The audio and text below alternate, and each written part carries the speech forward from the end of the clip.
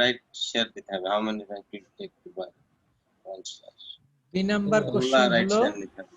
যদি par share price $25 হয়, how many shares must be sold, কতগুলি শেয়ার তাকে মানে রাইট শেয়ার তাকে সেল বিক্রি করতে হবে। তাহলে ফর্মুলাটা কি ছিল? ফর্মুলা তো আমরা দুইটাই শিখেছিলাম। নাম্বার অফ শেয়ার কি হবে? Divided by amount to Number be of shares raised divided by divided by per share price. তাহলে অ্যামাউন্ট টু বি রেজড কত? 28 28 মিলিয়ন। Million sir. আর পার শেয়ার প্রাইস 25, ডিভাইড করলেই তো বের হয়ে যাবে। কত হয় এবার দেখেন, কত হয়? 11,20,000। 25 দিয়ে ডিভাইড করলে কত হয়? 1 minute.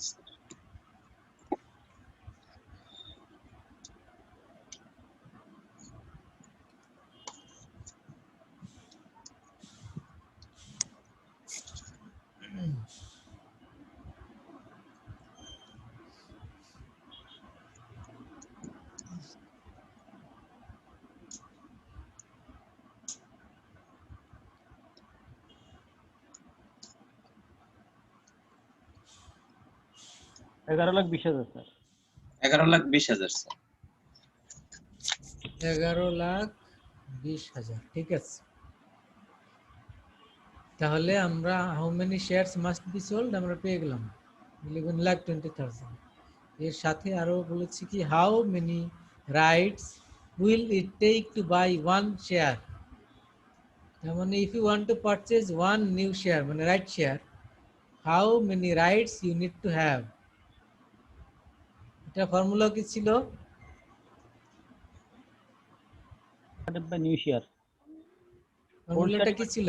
old share by new share. হ্যাঁ, old share by new share. Good. New share. তাহলে বলেন কত হয়?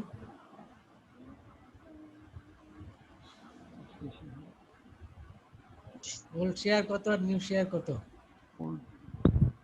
ওল্ড শেয়ার বলতে আউটস্ট্যান্ডিং তো দেয়াই আছে। জি স্যার। কত? আউটস্ট্যান্ডিং আছে 2.9 মিলিয়ন স্যার। Total 9 million. আর হলো নিউ শেয়ার হলো 11,20,000। 11,20,000. রাইটস কত? ডিভাইড করলেই তো পাবো। জি স্যার। 2.589 ডিভাইড করলে কত আসে? 2.589 2.58, তারপরে কি? 2.589। আচ্ছা, তাহলে 2.59। 2.59। তার মানে you need to have 2.59 rights to purchase a new share. এটার আনসার হলো you should have 2.59 rights to purchase or to buy one share. একটি শেয়ার কেনার জন্য 2.59 রাইটস থাকতে হবে। রাইটস কি মনে আছে তো? এই স্যার, রাইটস কি? right share rights is the share warrant.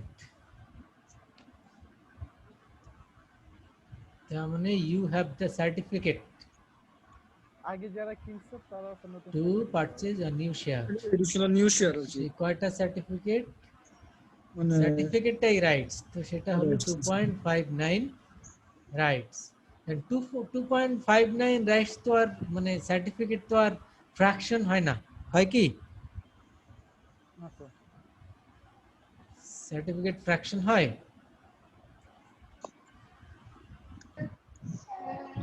কোশ্চেনটা বুঝি নাই স্যার। 2.59 রাইটস হ্যাঁ, ফ্র্যাকশন। হ্যাঁ পারচেজ না হ্যাঁ স্যার, হবে না স্যার। New share. Fraction হবে না, একটা sir. শেয়ার কেনার জন্য 2.59 রাইটস থাকতে হবে। 3 রাইটস করে নিলে হবে না স্যার? নিয়ার অ্যাবাউট 2.59 রাইটস তো হয় না। না স্যার, ফ্র্যাকশন হয় না স্যার। রাইটস রাইটস তো আর ফ্র্যাকশন হয় না। রাইটস যেহেতু সার্টিফিকেট, তো সার্টিফিকেট কয়টা সার্টিফিকেট? 2টা, 3টা, 5টা, একটা মানে হাফ। 2.59 তো আর হয় না। জি স্যার, হাফ তাহলে তো হতে পারে সেক্ষেত্রে স্যার। আমরা কি বলতে পারি? আমরা এটাকে মানে রাউন্ড ফিগার করতে পারি। তার মানে জি, স্যার। উপরে কত Three. দিয়ে, উপরেও সেম নাম্বার দিয়ে মাল্টিপ্লাই করে, নিচেও সেম নাম্বার দিয়ে মাল্টিপ্লাই করে আমরা বলতে পারি কয়টা রাইটের এগেইনস্টে কয়টা শেয়ার। তো এটাকে 2.59 এটাকে 2 দিয়ে গুণ করে দেখেন, 3 দিয়ে 4 দিয়ে দেখেন, রাউন্ড ফিগার হয় কি দিয়ে গুণ করলে? কি দিয়ে গুণ করলে রাউন্ড ফিগার হয় একেবারে কাছাকাছি? দেখেন 2 3 4 5 এরকম দিয়ে দেখেন কোনটা দিয়ে করলে হয়। করতে পারি 2.59 হচ্ছে 2 এর উপরে, তাহলে অবশ্যই 3টা লাগবে।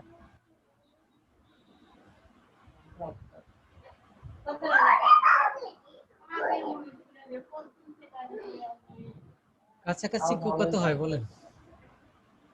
কাছাকাছি স্যার 12.9 হয়, স্যার 2 দিয়ে হয় কাছাকাছি 5 দিয়ে 5.1 মাল্টিপ্লাই করলে 5 দিয়ে করলে কত হয়? 5 দিয়ে করলে 12.95। 12.95, তার মানে জি স্যার 13। 13 জি স্যার 13 এর চেয়ে আরো কাছাকাছি হয় কি? 6 দিয়ে করলে 2.59 into 6 না স্যার এটা না, স্যার। 15.5 করবে ওইটা আচ্ছা, তাহলে কাছাকাছি 5 দিয়ে যদি করি আমরা কত ধরলাম? 13 হয়। 12.95। তার মানে 13। তাহলে এবারে আমরা বলতে পারি you need to have 13 rights to purchase 5 share. Share কেনার জন্য 13টা রাইটস থাকতে হবে। স্যার এটা সলিউশনটা শো করেন তো স্যার।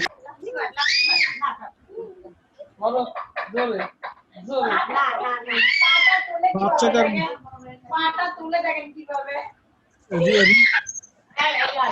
একটু সাউন্ডটা বন্ধ করেন কার বাসায় আমি মিউট করে দেই সবাইকে। জি স্যার, মিউট করে দিলে তো ভালো হয় স্যার। জি স্যার।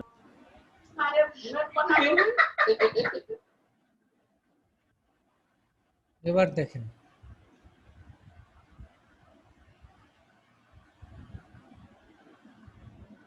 টু 2.59 এটা তো বের করছেন সবাই, তাই না? জি স্যার।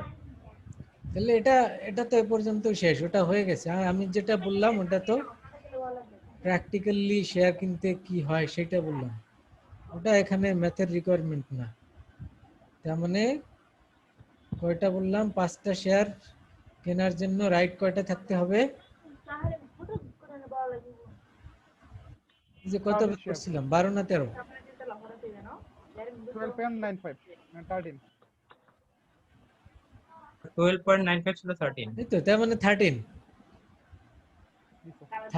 Rights against 5 share. আপনার কাছে যদি 13 রাইটস থাকে আপনি 5টি শেয়ার কিনতে পারবেন, বুঝছেন? এটা তো 2.59, আমরা একটার এগেইনস্টে এটা তো ক্যালকুলেট করে দেখলাম, কেউ তো আর একটা শেয়ার এভাবে কিনে না। তো প্র্যাকটিক্যালি কিভাবে হিসাব করতে হয় সেটা বললাম, যে আপনার রাইট থাকতে হবে 13 এগেইনস্ট 5 শেয়ার। 10টা শেয়ার কিনতে হলে ওরকমের 26 রাইটস থাকতে হবে। সেই অনুযায়ী এখন আপনার মনে করেন 50টা শেয়ার ছিল, 13 মাল্টিপল করি, তাহলে আপনার 39টা শেয়ার ছিল আপনার, বা 40টা শেয়ার, 40টা শেয়ার ছিল। 40টা শেয়ারের এগেইনস্টে তো আপনি রাইট বা সার্টিফিকেট পেয়েছেন 40টা। তাহলে এখন এটা শো করে আপনি কয়টা রাইট শেয়ার কিনতে পারবেন? 40টা শেয়ার ছিল, 40টা শেয়ারের এগেইনস্টে 40টা রাইট পেয়েছেন আপনি। তাহলে এখন কয়টা রাইট শেয়ার কিনতে পারবেন? স্যার ওটা স্যার 2.59 দ্বারা ভাগ করতে হবে। বলেন। স্যার 5টাই ছিল আমাদের 13 হুম 13 এর সাথে প্লাস করব স্যার 40টাই হবে 15টা অ্যাপ্রক্সিমেট। 15টা না, 13টা থাকলে 5টা কিনতে পারবেন, জি স্যার 26টা থাকলে 10টা কিনতে পারবেন, 39টা থাকলে 15 কয়টা কিনতে পারবেন? 15টা। 39টা স্যার 39 হ্যাঁ, তাহলে 40টা শেয়ার আছে আপনার, তাহলে কয়টা পারবেন? 15টা কিনতে পারবেন। জি স্যার 15টা এবার বুঝছেন? আরে স্যার জি আচ্ছা স্যার মনে হয় হাসিটা হলে দিত।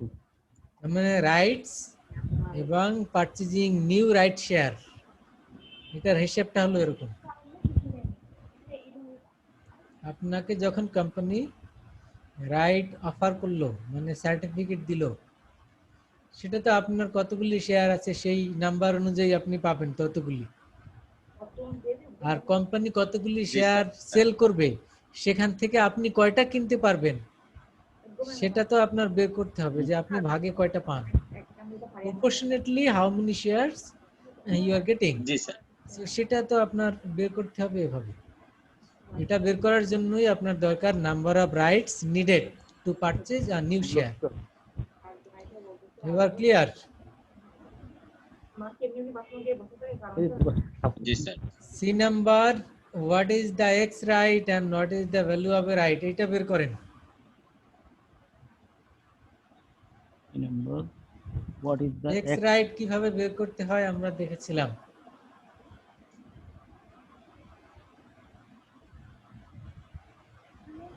পারবেন? এর আগের মধ্যে করেছিলেন তো সবাই?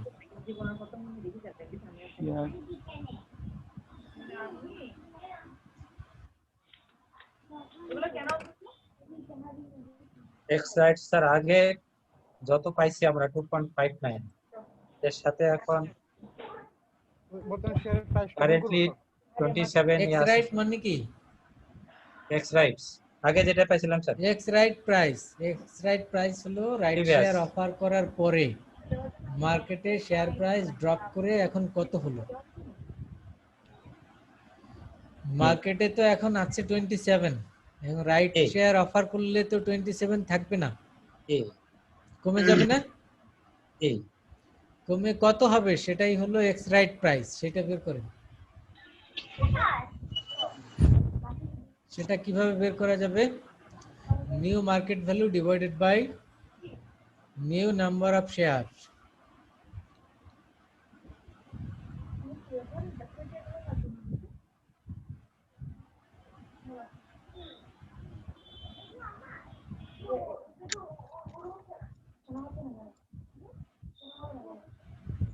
স্যার ফর্মুলাটা একটু আরেকবার বললে একটু লিখে নিতে পারি।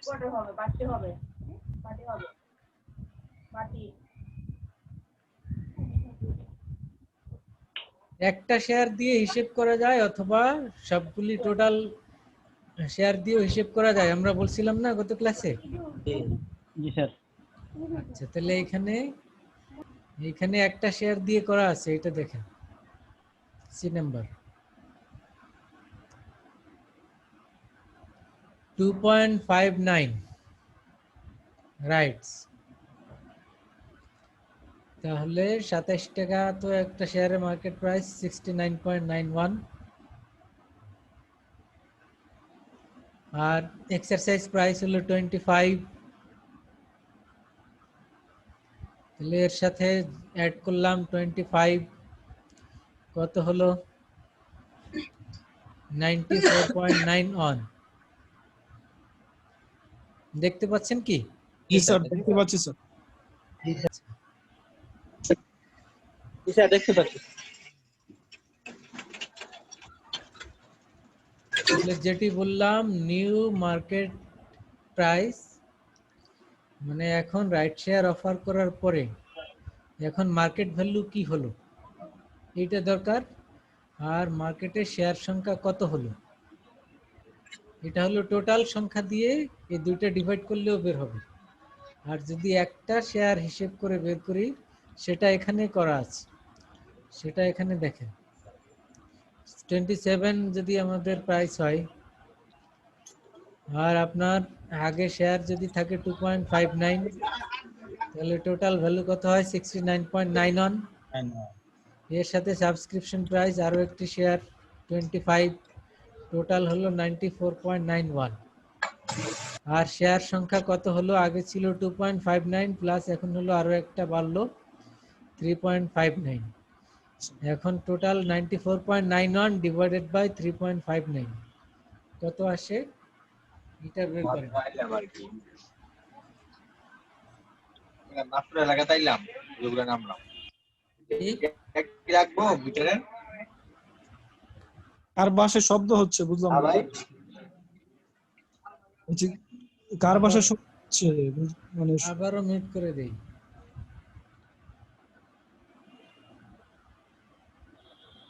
এবার দেখেন, সবার সামনে ক্যালকুলেটর আছে, এটা দেখে দেখে একবার করেন, এরপর না বুঝলে আমরা বলবো।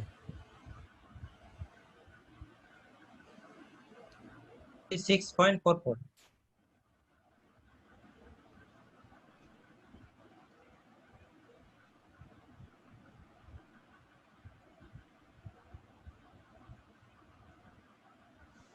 আর যদি টোটাল দিয়ে বের করি,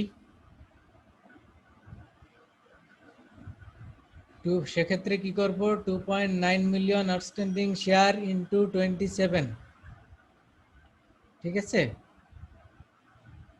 2.9 মিলিয়ন ইনটু 27, এটা হলো কারেন্ট মার্কেট প্রাইস। এর সাথে আসবে নতুন ক্যাপিটাল, আসবে কত, 28 মিলিয়ন। এর সাথে অ্যাড করবেন 28 million divided by number of share হলো 2.9 মিলিয়ন আগে ছিল, প্লাস নতুন হলো 11,20,000। এই দুটো অ্যাড করে এটা ডিভাইড করলেই ওই রেজাল্টই বের হবে। দেখেন, স্যার একবার বলেন তো স্যার। 2.9 মিলিয়ন ইন্টু 27 27 জি স্যার, তারপর কত হয়, 78.3, এটা হলো মিলিয়ন, 78. ঠিক আছে? প্লাস নতুন ক্যাপিটাল রেজ হবে কত, 28 million 28 মিলিয়ন। টোটাল কত হলো,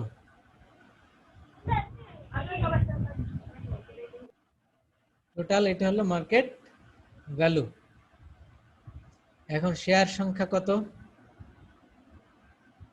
শেয়ার সংখ্যা দিয়ে ডিভাইড করবেন। এবার শেয়ার সংখ্যা কত, শেয়ার সংখ্যা হলো 2.9 মিলিয়ন প্লাস ওইখানে কত বের করেছিলাম আমরা, 11,20,000 এটা মিলিয়নে কনভার্ট করেন, মানে 10 লাখ দিয়ে ডিভাইড করেন, কত হয়? The number of share outstanding 11 point. এটাকে মিলিয়নে কনভার্ট করলে কত হয়, 10 লাখ দিয়ে ডিভাইড করেন।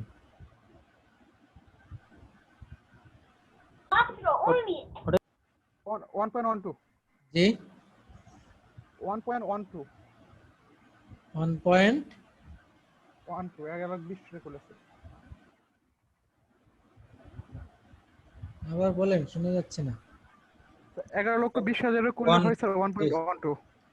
1.12, জি স্যার। তাহলে 2.9 এর সাথে প্লাস করবেন 1.12, তারপরে এই দুইটা ডিভাইড 4.02 করেন, ডিভাইড করলে কত হয়, ওই সেম রেজাল্ট আসছে না? স্যার দেখতেছি স্যার।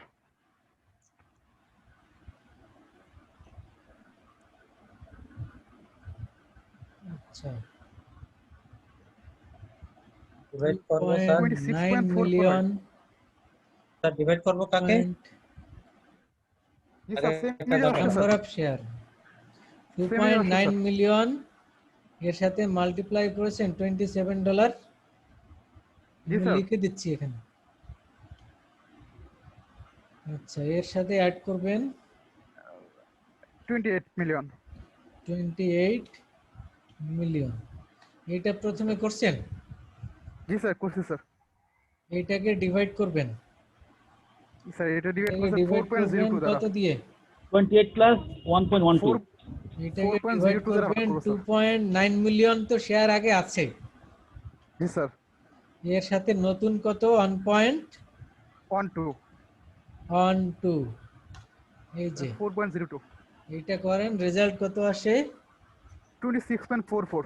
আগেরটার সাথে মিলছে স্যার। জি। আর একটা শেয়ার দিয়ে করলে সেটাও করা যায়, এখানে সলিউশনে করা আছে একটা শেয়ার দিয়ে, আর আমরা যেটা করলাম টোটাল শেয়ার দিয়ে, জি স্যার। একই কথা, কিন্তু যেটা আপনার কাছে সহজ মনে হয় সেটাই করতে পারেন।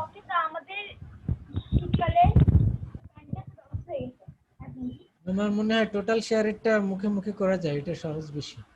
জি স্যার, এটা সহজ মনে হচ্ছে sir.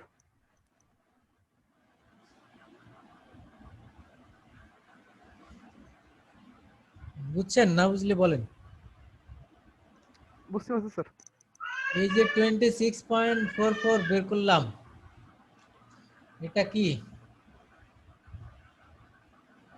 X right share price, x right price. X right price equal to 26.44। এখন বলেন আপনি ভ্যালু হবে রাইট কত? ভ্যালু হবে রাইট বের করার জন্য এখন তো দেখবো যে মার্কেট প্রাইস কত, 27 না? জি স্যার। 27 থেকে এখন প্রাইস ড্রপ হয়ে কত আসলো? 26.44. 26.44. আচ্ছা, তাহলে মাইনাস করেন। 0.56 কত আসে? 0.56 0.56। তার মানে 0.56। 0.5. ওটাই তো এখানে বের করা আছে 0.56।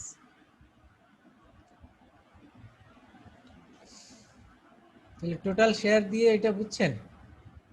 জি স্যার।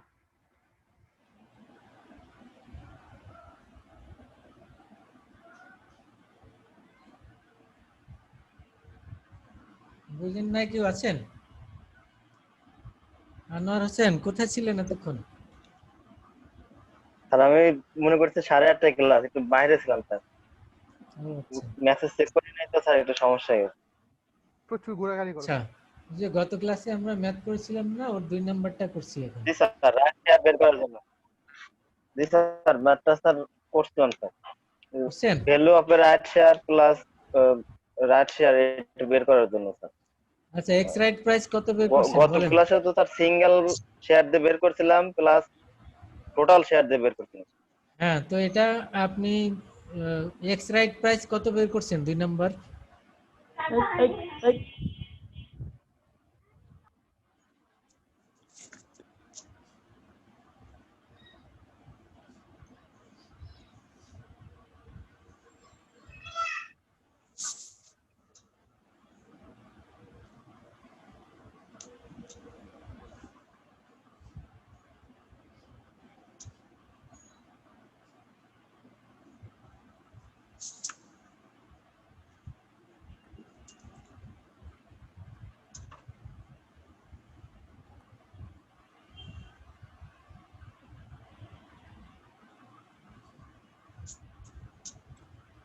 তাহলে এটা সবার কাছে ক্লিয়ার? জি স্যার। জি স্যার। Clear sir. ওকে, তাহলে D number, show how a shareholder with 1000 shares before the offering and no desire to buy additional shares is not harmed by the rights offer. কোনো একজন share holder কতগুলি share আছে 1000, সেই right offer নেবে না। তাহলে market price যা হবে এটা দিয়ে মাল্টিপ্লাই করলে হওয়ার কথা স্যার। তাহলে যদি সে এই মানে রাইট শেয়ার অফার করলে সে যদি না কিনে, সেক্ষেত্রে তার উপরে রাইট অফারিং এর যে কোনো হার্মফুল ইফেক্ট আছে কিনা সেটা আমরা কিভাবে দেখব? সেক্ষেত্রে আমরা মার্কেট আগের প্রাইস ক্লাসে দিয়ে সেটা বাইর বলেছিলাম, করতে হবে। আগের মার্কেট প্রাইস জি কিভাবে করব আমরা? মার্কেট প্রাইস যা আছে বর্তমানে এটার সাথে 1000 মাল্টিপ্লাই করব। সে যদি রাইট সেল করে দেয় সেক্ষেত্রে কত পাবে? রাইট শেয়ার করে সেল করে দিলে স্যার পাবে 1056 হবে sir. Hmm, sir 1000 into 0.56। 0.56। G sir, value of right যদি কেটে তাইলে 560 স্যার 0.56 ইনটু শেয়ার করে আর দেয় তাহলে এই তার কোনো আর ক্ষতি এই হবে না। 1000 শেয়ারের 560 1000 শেয়ারের 0.56 ইন্টু 1000, এটা তো তার রাইট সেল করে পাবে সে। সে পাবে। আর এখন 27 মার্কেট প্রাইস থেকে তো শেয়ার ড্রপ করলো 26.44, ফসফর। জি তাহলে এর সাথে 1000 মাল্টিপ্লাই করলে তার এখন শেয়ারের ভ্যালু পাবো। জি জি স্যার। তাহলে এটা হলো কারেন্ট ভ্যালু, এর সাথে রাইট সেল করে যেটা আসলো ওই দুইটা অ্যাড করলে কত আসে? তার সেম প্রাইস লাগবে 27,000। আর রাইট শেয়ার সেল করার আগে তার 1000 শেয়ার 27 করে তো 27,000ই হয়। 26,440। 27,440। তাহলে আমরা 440 বলতে পারি there is no impact of issuing right share on the shareholder who used to hold 1000 share before issuing right. Right. বুঝছেন কি? জি স্যার। বাকিরা রাইট সাইড সেল করে দিলে সে কোনো ক্ষতিগ্রস্ত হবে না, কিন্তু সেল না করলে তার all ক্ষতি হবে। at the current market price. বাকিরা কি বুঝছেন? ডি নাম্বারটা কোশ্চেনটা আগে দেখে বলেন।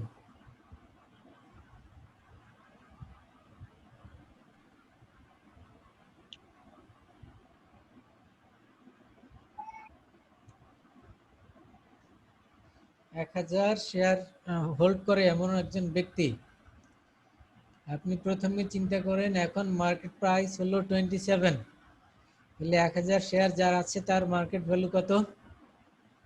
27,000। 27,000 ইজিলি আমরা মুখে বের করতে মুখে পারি। বলতে পারি। এখন আমরা এখানে বললাম যে রাইট শেয়ার ইস্যু করা হলো তখন তো আর মার্কেট প্রাইস 27 থাকলো না, ড্রপ করবে। ড্রপ কমে করে যাবে। কত হলো সেটা আগে আমরা বের করেছি। কত হলো? 26.44। 26.44। তাহলে এই 1000 শেয়ার হোল্ড করে এই ব্যক্তির শেয়ার প্রাইস এখন কত? 1000 ইন্টু 26.44 বের করেন। 26,440 তাহলে তো তার 27,000 এখন আর থাকলো না, কমে গেল। কমে গেল। কিন্তু সে যে right value of a right, এবং সেই ভ্যালু অফ এ রাইট আমরা আগে বের করেছি 0.56, হ্যাঁ। তাহলে 1000 শেয়ারের এই যে ভ্যালু 560। অফ এ রাইট এগুলি আমরা মাল্টিপ্লাই করে বের করতে পারি। সে ভ্যালু এটা কত সেল রাইট সেল করলে 560। তাহলে এটা যদি আমরা এখন এই মার্কেট প্রাইসের সাথে অ্যাড করে দেই তাহলে আমরা আবার সেম দেখব যে প্রাইস। ওই 27,000 টি হয়। তার মানে after issuing right share, if the price drop, it will have no impact on the value of the value of the share. shareholder who used to hold 1000 share before offering. বুঝছেন এবার? জি জি, sir. জি sir. তাহলে সে share কিনেনি কিন্তু বিক্রি করে দিয়েছে। Right. Right বিক্রি করে দিয়েছে, এই কারণে তার কোনো কোনো ইম্প্যাক্ট করে না। ইম্প্যাক্ট করে না। ওকে, জি। ক্লিয়ার? জি স্যার। জি স্যার। না বুঝলে বলবেন। তাহলে আমাদের এই চ্যাপ্টার শেষ, আমরা নতুন টপিকে যাব, লিজিং। লিজিং। লিজিং বোধহয় পরের চ্যাপ্টার।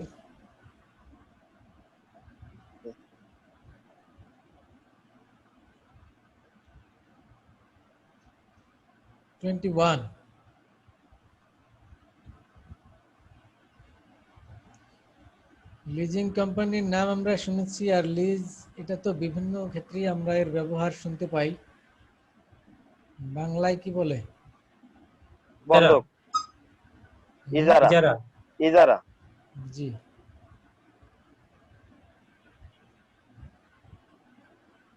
ইসলামী ব্যাংকে একটা টার্ম আছে না লিজিং এর? হ্যাঁ।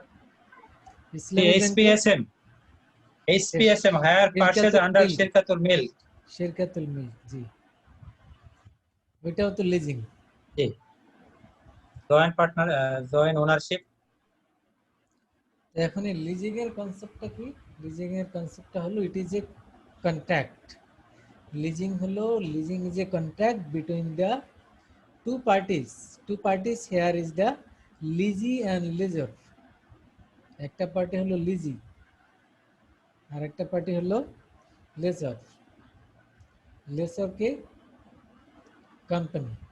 যিনি কোম্পানি লিজ দেয়। হ্যাঁ, আর লিজি লিজি হলো who is taking the lease, lease যে লিস্ট। নিচ্ছে জি ক্লায়েন্ট। স্যার, জি স্যার। আচ্ছা, এই দুইজনের মধ্যে একটি কন্ট্যাক্ট, কিসের contact? Contact to use the equipment, use the equipment or machineries whatever against the payment monthly or equal installment, payment of equal installment. তার মানে you will use the equipment and you will make payment in installment basis over the contract, যতদিন আপনার সাথে contact থাকে এই periodical বা periodic payment আপনি করতে থাকবেন। ফর এক্সাম্পল, যে আপনি এরকমের একটা ইকুইপমেন্ট, মনে করেন 1 কোটি টাকার একটি ইকুইপমেন্ট, এগুলি অনেক বড় অ্যামাউন্টের হয়, কারণ ছোট অ্যামাউন্ট হলে তো যে কেউ কিনতে পারে অথবা লোন নিয়েও কিনতে পারে। তো অনেক বড় অ্যামাউন্টে ধরলাম এটা 200 কোটি টাকার একটি ইকুইপমেন্ট। ঠিক আছে। এই ইকুইপমেন্ট কি হবে? যে লিজ নেবে সে ব্যবহার করবে, করে প্রোডাকশন করবে, আর যে লিজ দিবে সে সে একটা পিরিয়ড শেষে টাকা টাইম পাবে। পিরিয়ড পেমেন্ট করবে। আচ্ছা, আমরা উদাহরণ হিসেবে বললাম যে আপনার একটা প্লাস্টিক মানে ম্যাটেরিয়ালস, প্লাস্টিকের বিভিন্ন পণ্য সামগ্রী তৈরি করে না? হ্যাঁ হ্যাঁ, আচ্ছা, মনে হয় যেমনি আরএফএল অনেক কিছু তৈরি করে না? জি স্যার। জি যখন স্যার। ওরা একটা প্ল্যান করবে, সেখানে কি করবে তারা? এখানে বাচ্চাদের খেলনা তৈরি করবে, টয়স, বেবি টয়স। এখন বেবি টয়স এগুলির তো আবার আলাদা তার ইকুইপমেন্ট দরকার। এখানে কয়েকশো কোটি বা 1000 কোটি টাকার ইনভেস্টমেন্ট। তো এখন এই অনেকগুলি মেশিনারিজ দরকার। সে এভাবে চিন্তা করতে পারে যে আমি এই 200 কোটি বা 500 কোটি টাকা দিয়ে এই মেশিনারিজটা না কিনে, এটা কিনলে তো এখন আমার ক্যাশ দরকার, তো না কিনে আমি কোনো লিজিং কোম্পানি থেকে লিজ নেবে। এই মেশিনারিজটা লিজ নিলাম ফর 10 ইয়ার্স আর 20 ইয়ার্স, যতদিন এই প্রজেক্টের তার এস্টিমেটেড ম্যাচুরিটি। তো সেটা লিজ নিলে সুবিধা কি, ওই লিজিং কোম্পানি এই ইকুইপমেন্টটা কিনে দিবে। তাহলে আপনার মানে কোম্পানির সুবিধা কি, ক্লায়েন্টের সুবিধা হলো তার ইমিডিয়েটলি এই মানি বার্ডেনটা হলো না, এত কোটি টাকা তার লাগলো না, কিন্তু তার পিরিয়ডিক্যাল ইনস্টলমেন্ট, মান্থলি বা বাই মান্থলি বা কয়েক মাস পর পর এর যে পেমেন্ট, এই পেমেন্ট তো তার করতে হবে। কিন্তু এই পেমেন্ট করাটা হয়তো তার জন্য বার্ডেন হবে না, কারণ সে তো প্রোডাকশনে যাবে, সেল করবে, প্রফিট হবে, সেখান থেকে সে একটা সার্টেন অ্যামাউন্ট সে ইনস্টলমেন্টের খরচ হিসেবে সে দেখাতে পারবে এবং তার জন্য ম্যানেজ করা সুবিধা হবে। So this is the way how a company can go for leasing.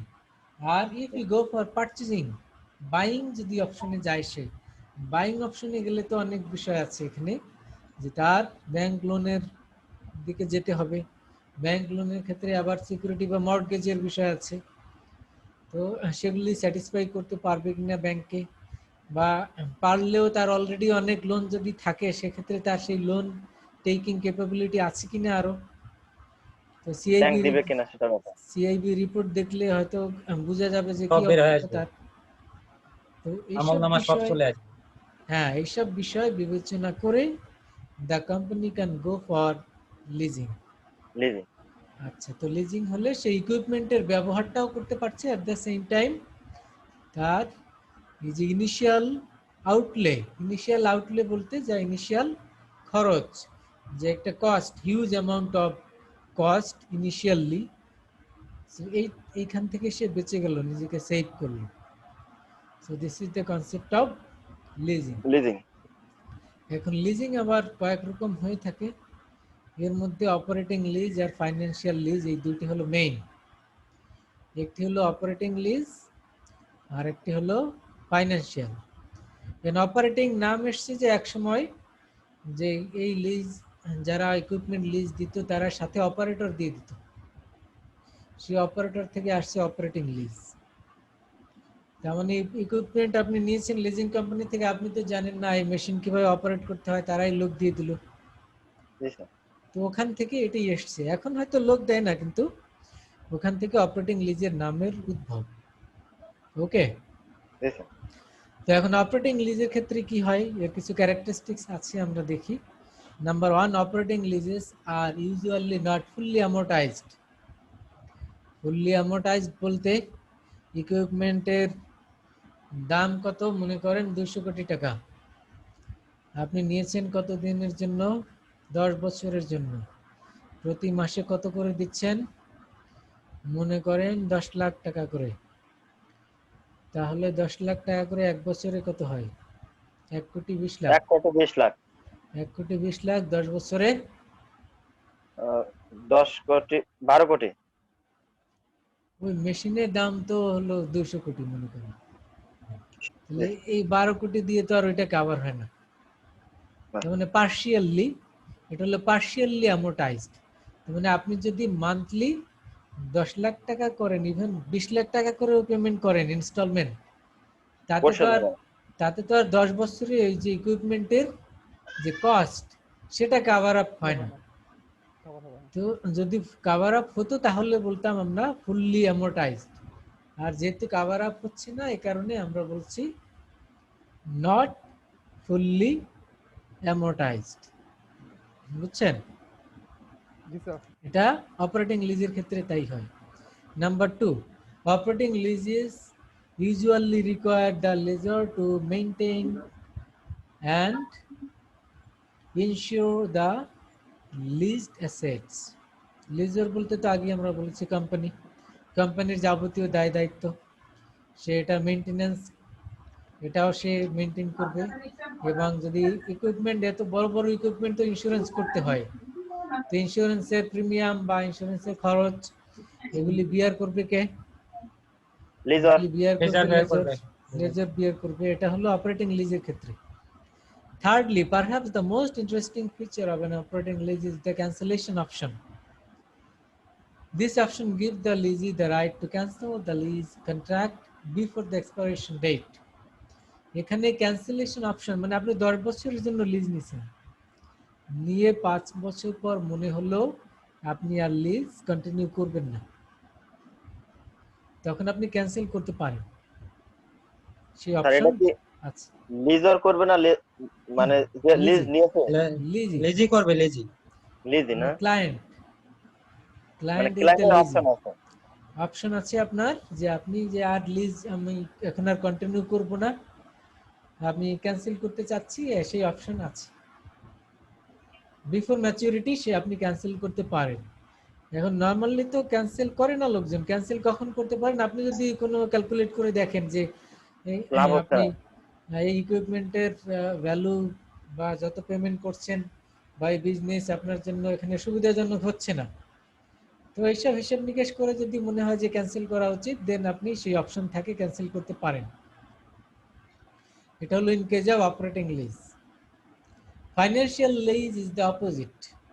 এখানে এতক্ষণ যা যা বললাম এর প্রায় অপোজিট। ফুললি অ্যামোর্টাইজ। অপোজিট গুলি কি কি? Number 1, fully amortize. যা ফুললি অ্যামোর্টাইজড হবে, তার মানে মোটামুটি মনে করেন ইকুইপমেন্টের ভ্যালু 10 লাখ, তাহলে আপনি 10 বছরের জন্য নিয়েছেন, তাহলে প্রতি বছরে আপনার 1 লাখ করে, প্রতি মাসে ভাগ করে হয়তো কত পড়লো, তো সেটা 10,000-এর কম পড়বে। তো এরকমের একটি অ্যামাউন্ট আপনি মান্থলি ইনস্টলমেন্ট দিবেন। তো 10 বছরে আপনার কি হবে, টোটাল অ্যাসেটের ভ্যালু আপনি তো পেমেন্ট করেই দিয়েছেন, পেমেন্ট করে দিন। তো ফুললি অ্যামোর্টাইজড। তখন মেয়াদ শেষ হলো, maturity is over, so now আপনাকে অপশন দিল কি করবেন, ওনারশিপ আপনাকে হয়তো ট্রান্সফার করে হ্যান্ড ওভার করা হবে। জি। আর নাম্বার 1 এ কি বলেছি, do not provide for maintenance এর সার্ভিস বাই দ্য লেজার। যে লিজ দিবে সে খরচ বহন করবে না, মানে ইন্স্যুরেন্স খরচ প্লাস এটা যে মেইনটেনেন্স লিজ খরচ নিল যাবতীয় দায় দায়িত্ব তার। তার। Number 3, the lessee usually has a right to renew the lease on expiration. Say renew করতে পারবে, সে রিনিউ করার তার অপশন আছে, যে আমি এটা যদি ভ্যালু বেশি হয়, 5 বছরের জন্য নিয়েছেন, এরপরে চাচ্ছেন আপনি রিনিউ করবেন, হ্যাঁ করতে পারবেন, কিন্তু ক্যান্সেল করতে পারবেন না যতদিন না ম্যাচুরিটি হয়। শেষ হয়। আপনার ফাইন্যান্সিয়াল অবস্থা খারাপ হলেও উপায় নাই, ক্যান্সেল করতে পারবেন না। বিজনেস যদি এখন মনে হয় যে না এই ইকুইপমেন্টের ব্যবহার করে এখন আমার বিজনেসের অবস্থা খারাপ, তার চেয়ে ইকুইপমেন্ট আমরা ক্যান্সেল করে দিই, এটা করতে পারবেন না আপনি, কন্ট্যাক্ট থাকে। যেহেতু কন্ট্যাক্ট আছে। বুঝছেন? জি স্যার।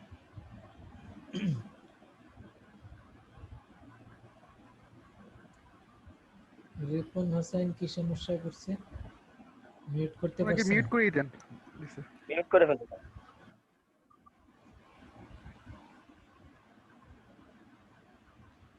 রিপন হোসেন কই? অলরেডি মিউট আছে স্যার। স্যার মিউট আছে তো স্যার। মিউট তো আছি, তো সমস্যা কি? স্যার করতেছে আবার মানে অন করতেছে অফ করতেছে। না মিউট আছে তো। জি স্যার। আর নয়েজ না থাকলে তো আপনার মিউট আনমিউট করা থাকলে সমস্যা নেই, আপনি রেসপন্স করেন, কথা বলেন, কোনো সমস্যা নেই। নয়েজ থাকলে মিউট করে রাখেন। তো এটা হলো আমাদের কি বললাম, ফাইন্যান্সিয়াল লিজ। ফাইন্যান্সিয়াল Renew করা লিজ যাবে। এক্ষেত্রে রিস্ক আছে। রিস্ক আছে কারণ ওই যে আপনি তো ক্যান্সেল করতে পারেন না। তো ফাইন্যান্সিয়াল লিজ দুই রকমের হয়, একটা হলো সেল অ্যান্ড লিজ ব্যাক আর একটা হলো লিভারেজড লিজ।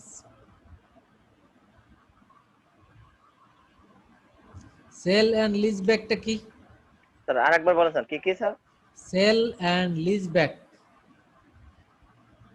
আর একটি হলো লিভারেজড লিজ। এই দেখতে পাচ্ছেন না?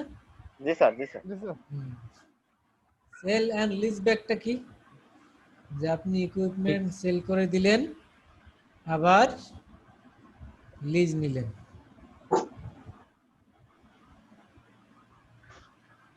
বুঝছেন? জি স্যার। আচ্ছা,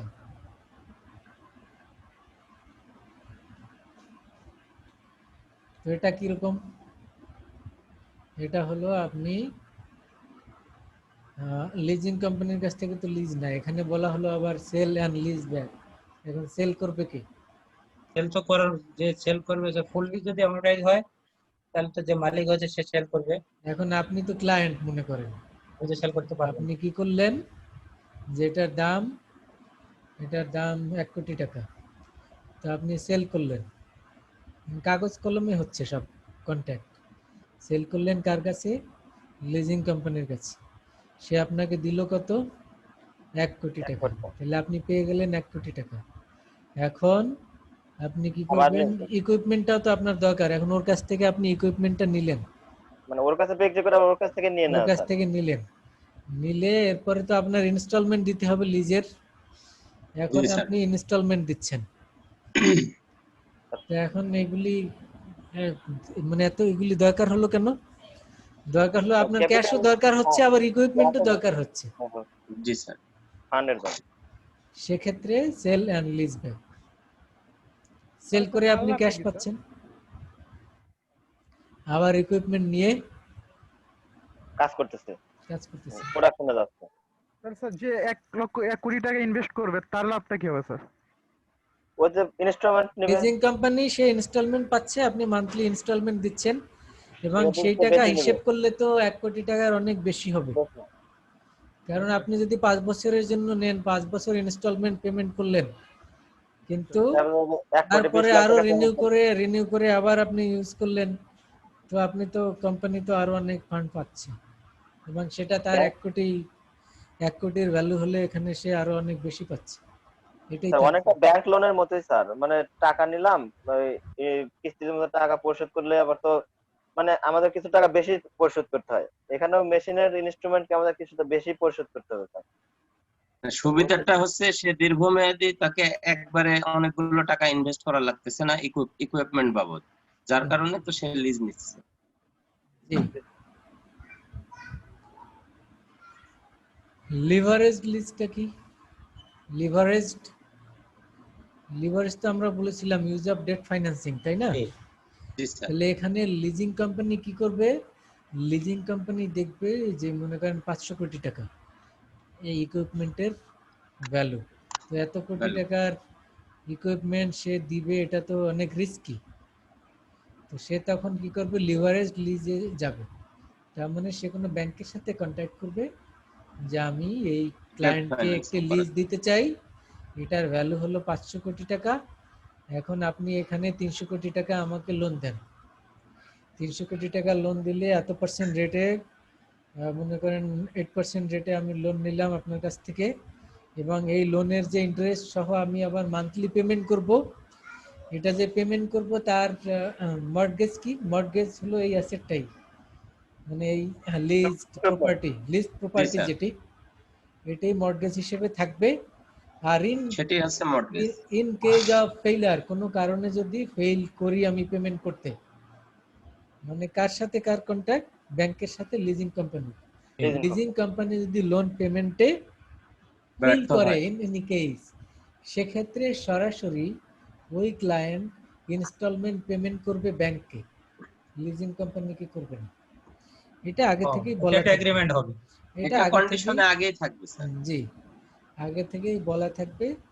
যে কারণেই হলো ব্যাংক রাজি হবে এখানে 300 কোটি টাকা ইনভেস্ট করবে। Loan লোন দিতে বা ইনভেস্ট করতে লিজিং কোম্পানিকে। ব্যাংক কিন্তু দিচ্ছে লিজিং কোম্পানিকে, আর লিজিং কোম্পানি দিচ্ছে ক্লায়েন্টকে। তার Client. মানে এখানে থার্ড পার্টি ইনভলভ হচ্ছে।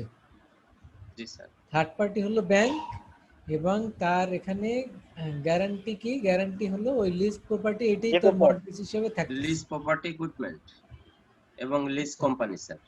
জি, তার মানে it Leasing is a three sided arrangement among the lessee, lessor and lender.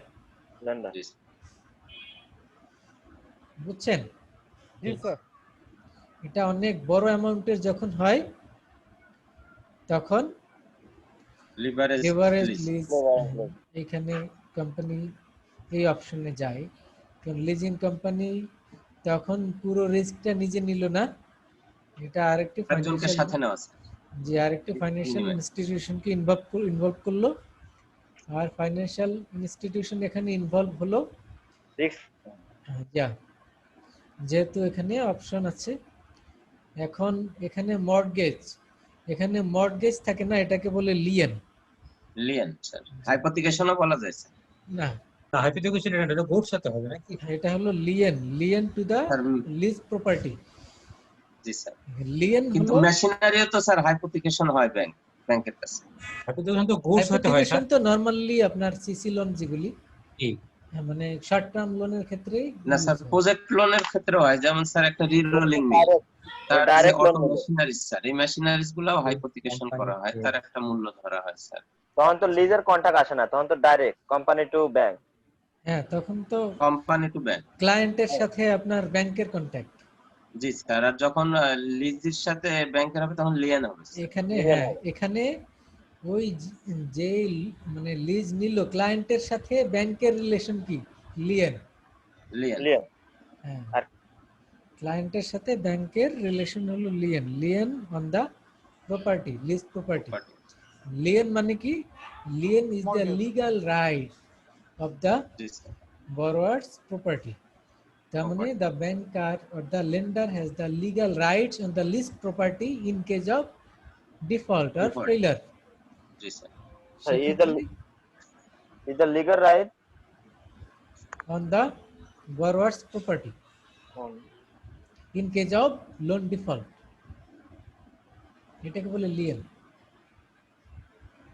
আপনি লোন নিয়েছেন, লোন নিয়ে এখন ইনস্টলমেন্ট দিবেন, দিতে পারেননি, ফেল করেছেন, এখন লিয়েন তখন হলো, প্রপার্টির অধিকার থাকবে। লিয়েন হলো আপনার প্রপার্টি ব্যাংক দখল করতে পারবে, কিন্তু নিজে গিয়ে তো আর দখল করবে না। সে বলবে যে তার এই প্রপার্টি আছে, এই ডকুমেন্টস আছে, নিলাম হবে স্যার তখন। সেগুলি না, আদালতে মামলা করবে যে আমার পেমেন্ট করছে না সে। আদালত একটা সময় দিবে, আদালত আপনাকে সময় দিবে, যের মধ্যে যদি আপনি পেমেন্ট না করেন তাহলে এটা মানে আদালত কর্তৃক এটি প্রয়োগ করার ব্যবস্থা করবে। তখন ওই সময়ের মধ্যে যদি আপনি পেমেন্ট না করেন, তখন আপনি আদালত কর্তৃক, যেহেতু আপনার রাইটস পেয়ে গেলেন, এবার পুলিশ নিয়ে গিয়ে আইনগত আপনার হবে। দখল করলেই হবে। কিন্তু এই প্রসেস ছাড়া তো আপনি লোন দিচ্ছি না, ব্যাংক গিয়েই দখল করলো, এটা আবার হবে না। তখন তো উল্টা ব্যাংক আবার মামলা করবে, ক্লায়েন্ট উল্টা ব্যাংকে ব্যাংকের নামে মামলা মামলা দিবে। হবে, ব্যাংকের নামে মামলা হবে, জি জি লুটপাটের মামলা হবে স্যার। জি, যে ব্যাংক প্রপার্টি দখল করতে এসছে তখন উল্টা মামলা, ব্যাংক মামলা করে যাবে। তো এটা হলো আমাদের লিভারেজড লিজ। ওকে, তো আমরা এবারে দেখব লিজের কেন দরকার, মানে এই কনসেপ্টটা যে আসলো।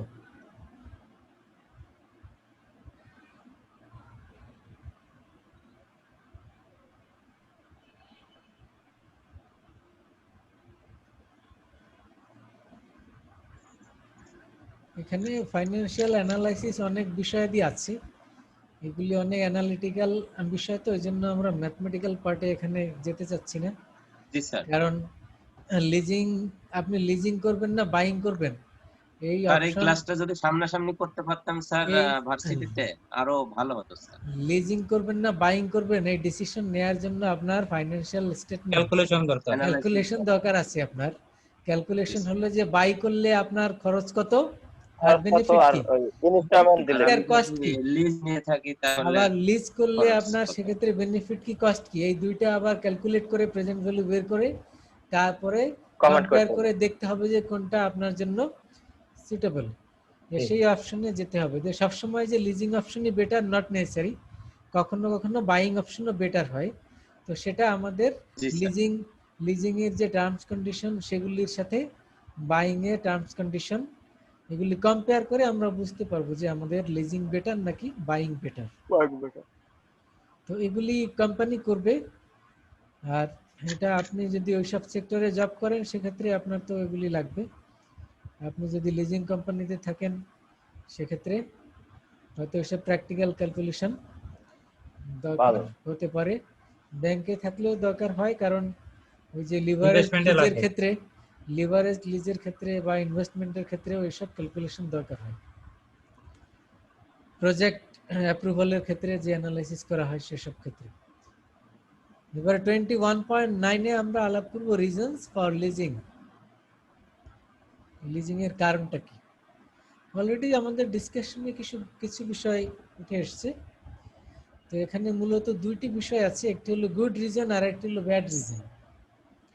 গুড রিজন হলো খাতা কলমে আমরা যেগুলি বলি যে আসলে এই জন্য আমরা লিজিং করব, সেটাকে এখানে বলা হয়েছে গুড রিজন।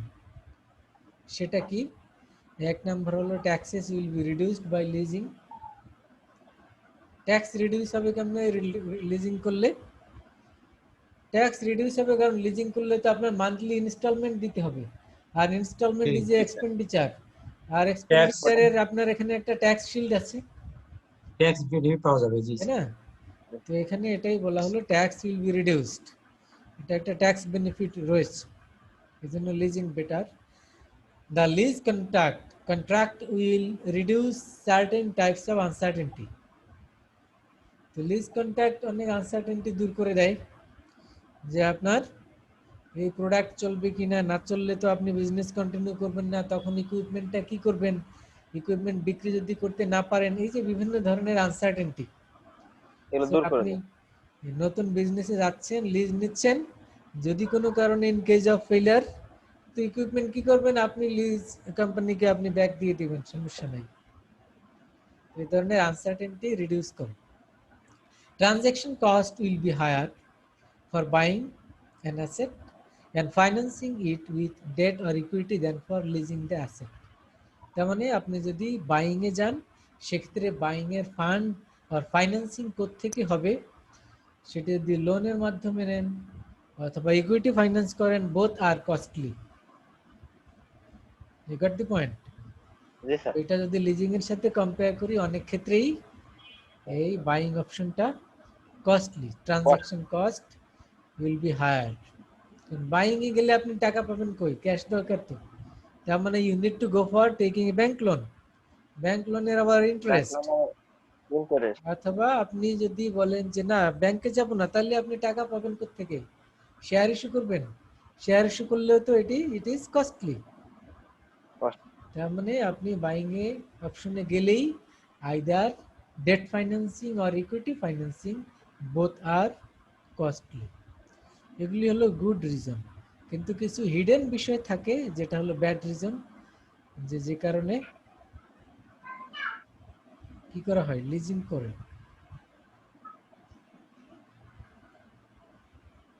সেটাকে আমরা বলছি ব্যাড রিজন।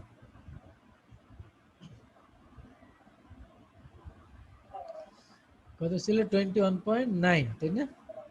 জি স্যার। জি স্যার। 21.9 এরপরে ব্যাড রিজনটা দেখি। ব্যাড রিজন বলতে এখানে দুইটি বিষয়।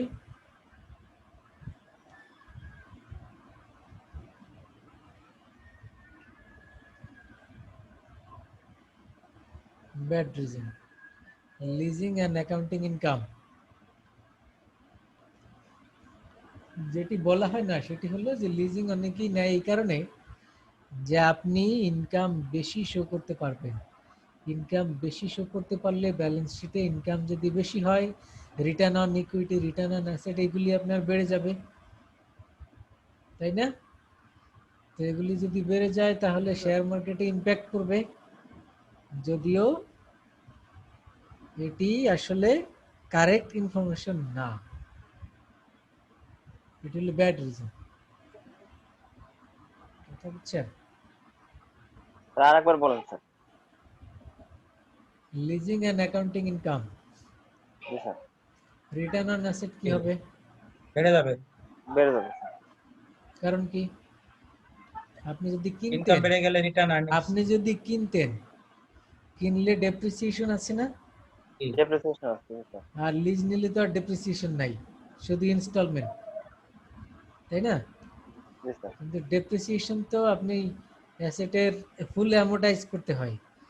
মানে 1 লাখ টাকা হলে 10 বছরে ভাগ করলে পার ইয়ারে কি হিরো আসবে। 1000, মানে মানে ফুল মানে স্ট্রেট লাইনে যদি আমরা ভাগ করি বাহ। তাহলে 1 কোটি টাকা 10 বছরে ভাগ করেন কত? 10 লাখ। 10 লাখ। তাহলে আপনি 10 বছর ম্যাচুরিটি পিরিয়ড ধরলে আপনার পার ইয়ার কিন্তু আপনার 10 লাখ টাকা ডেপ্রিসিয়েশন। ডেপ্রিসিয়েশন দেখাতে হবে।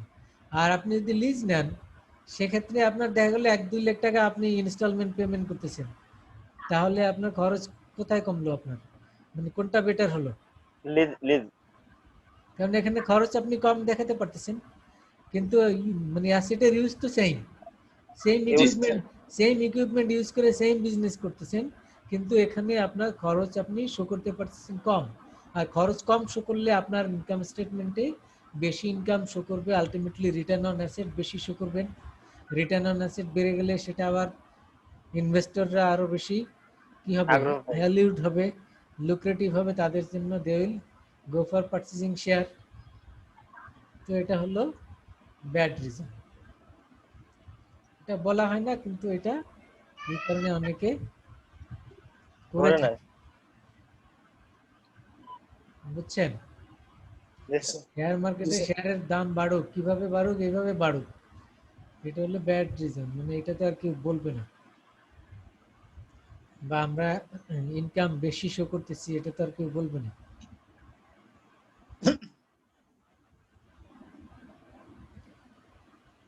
তাহলে ক্লিয়ার এবার? Sir clear sir. এখানে আমরা থিওরিটিক্যাল বিষয়টার মধ্যেই থাকলাম। তাহলে what is lease, types of lease এবং reasons of leasing. Leasing, bad and good reason for leasing. Good and bad. Rabi ভাই কোথায়? রবি ভাই দেখি না যে। উনি আসছেন না এই কোর্সে? আছে কোর্সে আছে আছে স্যার, তো, দেখি না তো। অনেকদিন ধরে দেখি না স্যার। উনি বাদ তো দিয়ে দিবেন না এমবিএ? না বাদ দেয়নি, উনি তো আমার না, বাদ দেয়নি, সে সময় মতো হাজির হবে। উনি মিড তো টার্ম পরীক্ষা দিছে তো। উনি ওই যে ইয়া করবেন, ওই আপনাদের ইন্টার্নশিপ যারা রেগুলার 63 ক্রেডিট, তো জি স্যার। তাদের একটা ইন্টার্নশিপ পেপার আছে না, জি স্যার। জি জি স্যার। ওইটা তো আমার আন্ডারে, সে আমাকে ফোন দিল একদিন। আর তো আরেকজন হলো একরাম সাহেব না? জি স্যার। আর ওদিকে হলো রবি, আর একজন আছে হলো অ্যাকাউন্টিং এর আলাউদ্দিন স্যার। আলাউদ্দিন। এই তিনজনকে স্যার। নিয়ে আমি অনলাইনে একটি সময় দিব, একদিন বসে আমরা আলাপ করব স্যার। টপিক কিভাবে কি করতে হবে, গাইডলাইন। আমি জি, স্যার। তাহলে একটা টাইম কখন দিলে আপনারা অ্যাভেলেবল থাকবেন? যে কোনো দিন রাত 8টা 8:30টায় দিলে হয় না? রাত্রে 8:30টার দিকে দিলে হয় স্যার। মানে বাসায় কনফার্ম আসেন সেটা কয়টা? 8টার ভিতরে আসি স্যার, 8টা 8:30টার ভিতরে আসি স্যার। তাহলে 8:30টায় দিলে তো কনফার্ম পাওয়া যাবে, তাই না? জি স্যার, তবে 9টায় হলে ভালো হয় স্যার। আচ্ছা তাহলে ঠিক আছে, আমরা তো আর বেশি সময় আলাপ করবো না, হয়তো 20 মিনিট জি, আধ স্যার। ঘন্টা আলাপ করবো। 9টায় হলে ভালো হয়। তাহলে যে কোনো জি, দিন স্যার। 9টায় আমি টাইম। আপনি যে টপিকসটা আমাকে দিয়েছেন স্যার, হ্যাঁ ওই টপিকস এর উপরে আমি অলরেডি কাজ শুরু করেছি স্যার। আর আচ্ছা। আলোচনাটা হোক, তারপরে আমি ফাইনালি হ্যাঁ ওই সব। জন্য একটু ডিটেলস আলাপ দরকার, ইয়া করেন এমনিতে, জি স্যার। ডেটা কালেক্ট করেন, কাজ শুরু করেন, জি স্যার। এই আর কি। তো এটা হলো একটি বিষয়। আর তাহলে আমাদের এই চ্যাপ্টার শেষ। আমাদের কয়টা হলো মিড টার্মের পরে চ্যাপ্টার? স্যার 2টা তিনটা স্যার। হলো স্যার, তিনটা। তিনটা ক্লাস স্যার, পাবো কয়টা? এটাই শেষ স্যার, নাকি আরেকটা আরেকটা শেষ? ক্লাস পাবো তো? জি স্যার, আরেকটা আরেকটা ক্লাস পাবো। আচ্ছা তাহলে হয়তো আরো একটা চ্যাপ্টার পড়তে পারবো কি? জি স্যার, যে রিভিউ স্পিডে আগাচ্ছি স্যার রিভিউ হয়ে তো যাবে। রিভিউ তো করতেই হবে। জি স্যার। রিভিউ এর জন্য অর্ধেক টাইম রাখবো, আর বাকি অর্ধেক আরেকটা শুরু করলেও হয়তো শর্টলি শেষ করবো আর কি। স্যার আমাদের এই যে ডেজার্টেশন দেওয়ার পরে আমাদের ভাইবার জন্য কতদিন লাগতে পারে স্যার? এটা আপনি সাবমিট করবেন, জি স্যার। সাবমিট করলে এরপরে এটা 15টা যদি ডিপার্টমেন্টে জমা হয় তখন কল করবে। আপনাদের স্যার, একটু সময় লাগবে। স্যার কতদিন লাগে স্যার? এটা ওরকমের এক্সাক্ট টাইম ফ্রেম নাই, তবে 1-1.5 মাস তো লাগেই। কিন্তু আচ্ছা। কারো যদি ইয়া থাকে, তাড়া থাকে যে আমার জি স্যার। প্রমোশনের ভাইবা আছে অমুক ডেটে বা এই জাতীয় কোনো কিছু থাকে, তো সেক্ষেত্রে হয়তো অফিসে কথা বলবেন চেয়ারম্যান স্যারের সাথে বা কোঅর্ডিনেটরের সাথে, তারা হয়তো জি। বিবিএ এর যখন ভাইবা হয় তাদের সাথে হয়তো আপনারটা নেবে। ব্যবস্থা করবে ইমিডিয়েটলি নেয়ার জন্য। আচ্ছা আচ্ছা, ঠিক আর আছে। যদি এরকমের কোনো আর্জেন্সি না থাকে তাহলে সেক্ষেত্রে তো রিকোয়ার্ড নাম্বার জমা পড়বে, তখন অটোমেটিক আপনাকে কল করবে। তখন আচ্ছা, খাবেন আর ঘুমাবেন, টাইম হলে ঠিক মতো জানিয়ে দেবেন। ওকে ঠিক আছে স্যার আমাদের অ্যাসাইনমেন্ট স্যার কবে দিবেন বা এরকম? ও অ্যাসাইনমেন্ট তো জি, স্যার। পরীক্ষার টাইমে ওই সময় সাবমিট করতে হবে। তো জি, স্যার, অ্যাসাইনমেন্টটা আগে ভাগে আর দেওয়াই একটু ভালো, ইজি অ্যাসাইনমেন্ট দিন স্যার। আগে ভাগেই দেওয়া ভালো। স্যার, একটু সহজ করে দেন স্যার। স্যার সব আর স্যাররা অ্যাসাইনমেন্টটা স্যার এখন দিলে স্যার আমরা ক্লাসে একটু আলোচনা করতে পারি, মানে বিষয়টা কিভাবে করব। স্যার তাহলে গতবার তাহলে অ্যাসাইনমেন্ট এক করতে কাজ অনেক করা কষ্ট যাক, হয়েছে। আগামী ক্লাসের আগে আমি গ্রুপে দিয়ে দেই, তাহলে আপনারা দেখে আবার ওই ক্লাসে আমরা আলাপ করি। অ্যাসাইনমেন্ট করার সময় যদি সমস্যা পড়ি তখন আলোচনা করতে পারবো স্যার। হ্যাঁ তাহলে ওই যে আগামী ক্লাসের আগে আমি গ্রুপে দিয়ে দিই, জি স্যার, এটা তাহলে ভালো হয়। তাহলে আপনারা এর মধ্যে দেখে কোনো সমস্যা থাকলে আবার ওই ক্লাসে আমরা আলাপ করে নিলাম। স্যার, সমস্যা তো অবশ্যই থাকে স্যার, 100%। কারণ না হিন্টস তো আমি দিয়ে দেই। গাইডলাইন্স থাকলে জি স্যার, গাইডলাইন্স দিয়ে দিলে একটু সহজ হয়। ওকে ইনশাআল্লাহ। আর অনলাইন সিস্টেম স্যার এখন মানে স্যার নেটে স্যার কোনো কোশ্চেনে এভাবে ভালোভাবে অ্যান্সার নাই।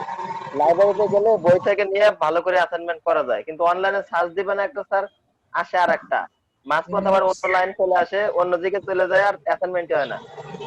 ইউনিভার্সিটি তো মনে হয় আরো অনলাইনে চলবে, কারণ গভর্নমেন্ট মনে হয় অক্টোবরে খুলছে না, এটা জি নিউজ স্যার। দেখলাম স্যার আজকে। অক্টোবরে খুলবে, কিন্তু কোন বছরের অক্টোবর সেটা ফাইনাল না।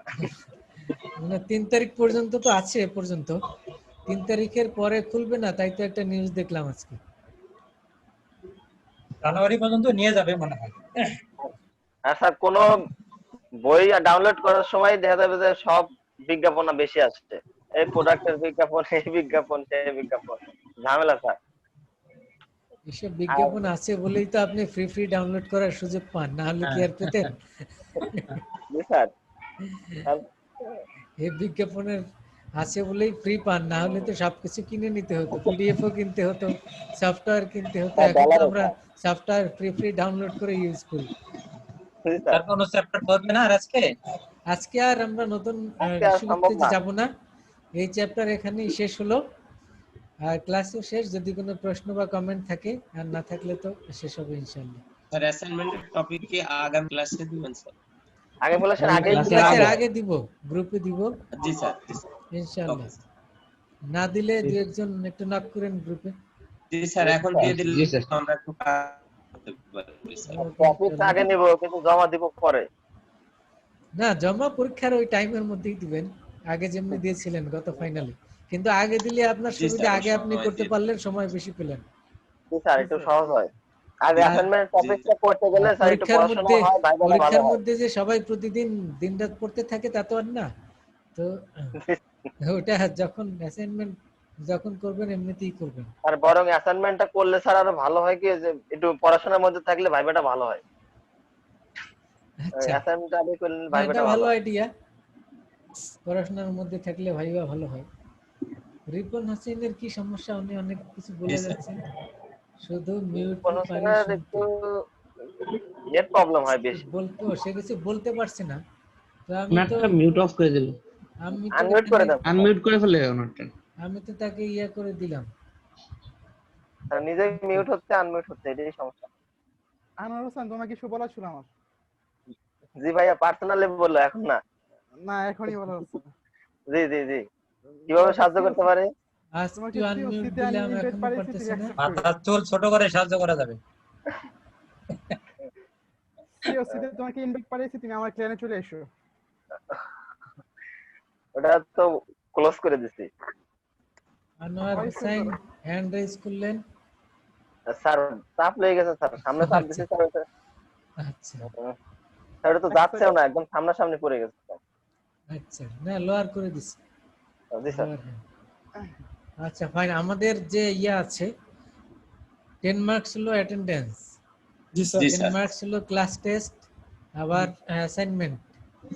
এই জি কারণে ওই 10 মার্কস বা 20 মার্কস ওর জন্য আগামী ক্লাসে আমরা একটা টপিক দিব, ওর উপরে আপনি 2-1 মিনিট বলবেন, ওটাই স্যার, কাউন্ট ক্লাস করব। Class test. ওটাই কাউন্ট করব, ক্লাস টেস্ট অ্যাসাইনমেন্ট সব, মানে পারফরম্যান্স সবই কাউন্ট করব। জি স্যার। তাহলে স্যার এবং টপিকটা আগে সেটা বলে আমরা দিবেন না, এই ওই ক্লাসে। টপিকটা কিসের উপর? সেকেন্ড চ্যাপ্টারটা পড়ি স্যার, গত ক্লাসে যেটা করলাম ম্যাথ গুলো। কোনো একটা চ্যাপ্টার, স্যার সেকেন্ড চ্যাপ্টার গত ক্লাস যেটা করলাম আর ম্যাথ। আর কথা কম বলেন, আপনি স্যার যেটা বলে তো শুনেন আগে। কোনো একটা চ্যাপ্টার উপরে হতে পারে বা সবগুলিও হতে পারে। তো সবগুলো না স্যার, নির্দিষ্ট করে দেন স্যার। স্যার একটা নির্দিষ্ট করে সবগুলি দিলে দিলে একটু ভালো হয় আপনাদের স্যার। সবগুলি দিলে আপনাদের সুবিধা, পড়া হলো সব। না স্যার, এটা আর স্যার সময় খুব কম স্যার। স্যার সেকেন্ড চ্যাপ্টারটা দেন, গত ক্লাস যেটা করলাম স্যার, ওখানে ম্যাথও আছে। তাহলে রেজিং ক্যাপিটাল, জি স্যার। রেজিং ক্যাপিটালে অবশ্য অনেক থিওরি আছে, ঠিক জি আছে। স্যার, ওখানে অনেক আজকের চ্যাপ্টারও তো স্যার ভালো কিছু জানার আছে স্যার। তাহলে এই দুইটা থাকুক। না স্যার, একটা দেন আজকের স্যার, চ্যাপ্টারে তো একটা থিওরি দেন। কম, দুইটা আজকের টপিক চ্যাপ্টারটা মাত্র। দিতেন। আজকের আজকের চ্যাপ্টারে চ্যাপ্টার দেন। দুইটা টপিক, আজকের চ্যাপ্টারটা দিলে ভালো হয় স্যার। তাহলে আজকেরটা দিলে আরো এই বেশি ভালো। দুইটা থাকুক।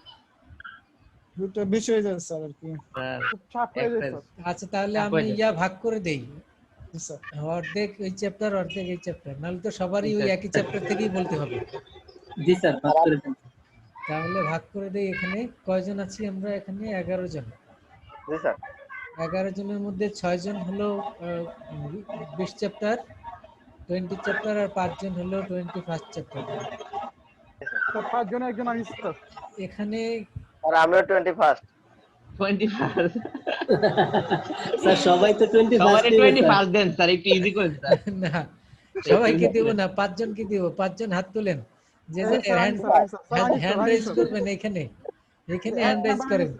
জি স্যার। এখানে না, ওই যে ইসে হ্যান্ড রেজ করেন। Sir, Shahin sir, sir Mahmud, করে লাইছি স্যার, করছি স্যার, করছি স্যার। মোহাম্মদ আব্দুল্লাহ, নজরুল ইসলাম, অনেক তিনজন, স্যার, আর মেহের 2 হাসান, জন মেহের করেন। হাসান। স্যার হ্যান্ড রাইজ হয়ে গেছে 4 জন। 1 2 3 4 5 জন হয়ে গেছে। এই 5 জন হলো 21 চ্যাপ্টার, আর বাকিরা 20 চ্যাপ্টার। না স্যার, স্যার প্লিজ স্যার, এটা 20 চ্যাপ্টার থেকে অনেক স্যার। 20 স্যার, চ্যাপ্টার average সমস্যা নেই তো, করেন স্যার। 20 average করেন চ্যাপ্টার স্যার, সমস্যা নাই। এই 5 জন, আর ওইখানে 6 জন। স্যার এই 5 জন কে কে স্যার? আমি আছি এদের মধ্যে। এই যে যাদের হাত স্যার, আমি তোলা আছি, আছে দেখতে স্যার। পাচ্ছেন না আপনারা? স্যার দেখা যায় না তো জি স্যার। স্যার। আচ্ছা, আমি আমি কি আমার নাম অসুবিধা বলছি, শাহিন মাহমুদ, আনার স্যার। স্ক্রিনশট এখন রেখে তুললে আনোয়ার এখন তুলেছেন, এখন তুললে হবে না। স্যার আমি তো অপশনটাই খুঁজে পাইনি স্যার। প্রথম সমস্যা নাই স্যার, পাঁচজন 27 শাহিন সমস্যা নাই। মাহমুদ, মোহাম্মদ আব্দুল্লাহ, নজরুল ইসলাম, মেহেদি হাসান, নওয়াজ শরীফ, এই তো 5 জন হয়ে গেছে। স্যার আমি তো সরি ছিলাম ভাই। স্যার, আমি তো ছিলাম স্যার। তারপর স্যার, স্যার আমি আগে ছিলাম। না কামরুল ভাই পরে হবে না, আসছে, হবে না, পরে। হবে না, কামরুল ভাই হবে না। না আমি আগেই ছিলাম। আপনি কিন্তু স্যার আপনাকে তো ইয়াতে দিতে হবে, অনলাইনে এসে দিতে হবে। আপনি তো অনলাইনে হিট করতে হবে, এটাই সমস্যা। আপনি জি কুপন স্যার, ঠিক এখানে- করতেন। এখানে কোনো সমস্যা নাই, 20 চ্যাপ্টার আরো সহজ। 20 জি স্যার, চ্যাপ্টারের সমস্যা নাই। 20 চ্যাপ্টারের ভিডিওটা আছে না, ওইটা একটু দেখে নিয়েন আর একটু জি করে স্যার। নেবেন, তাইলে তো হয়ে গেল। ভিডিওটা দেখলে কোন কোন বিষয় আলাপ হয়েছে সেটা রিমাইন্ডার হবে, জি আর স্যার। আপনি হয়তো ওই টপিকগুলো একটু বই করে নেবেন। স্যার 21 চ্যাপ্টারের ভিডিওটা আপলোড দিন স্যার। ওকে ইনশাআল্লাহ। ভিডিওটা আপলোড দেন স্যার। পাঁচজন পেছনে আর দরকার 20 নাই, চ্যাপ্টার কারণ থেকে স্যার 20 চ্যাপ্টার থেকে স্যার ম্যাথ কি ধরবেন